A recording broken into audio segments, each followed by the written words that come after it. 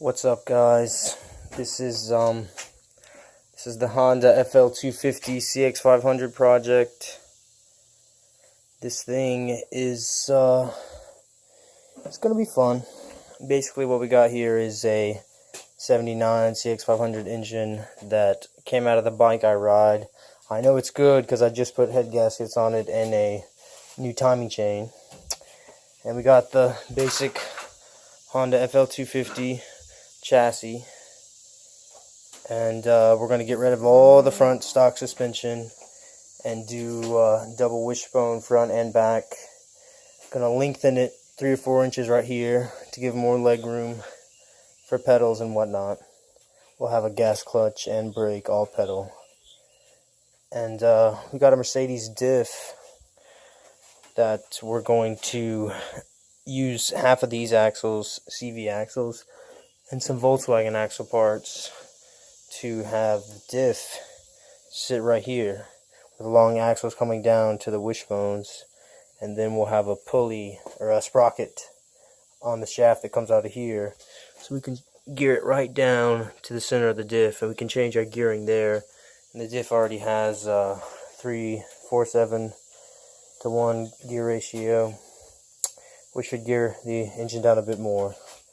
I want it geared down pretty low for trail use. And of course, we'll be building on a much more substantial cage that comes out the side to match up with the wheels. I think we'll have an auxiliary fuel tank on one side, storage on the other, and the radiator will be up here somewhere, with the fuel tank also up high to gravity feed the carbs. And I think it'll probably stick out about this much longer with the center of the wheels actually being back here. So that'll lengthen it some in the back, and then we'll lengthen it there. And obviously we'll have to make the front stance considerably wider. And we've got a lot of parts to do all this with, but I'll be using Volkswagen hubs and brake discs all the way around on all 4 wheels. I'm just going to make something that bolts onto the hub to bolt it onto my custom double wishbone with A-arms, suspension. And then the shocks will have to mount up here somewhere. I'm not going to go with such a drastic suspension in the front as I am in the back. The shocks in the back will mount relatively high compared to in the front. So we just want to get her up off the ground for ground clearance going through the woods. But yeah, this Odyssey's in very good shape. Most of the plastic's good everywhere. I've got all the fenders, and the only thing wrong with the seat is that right there.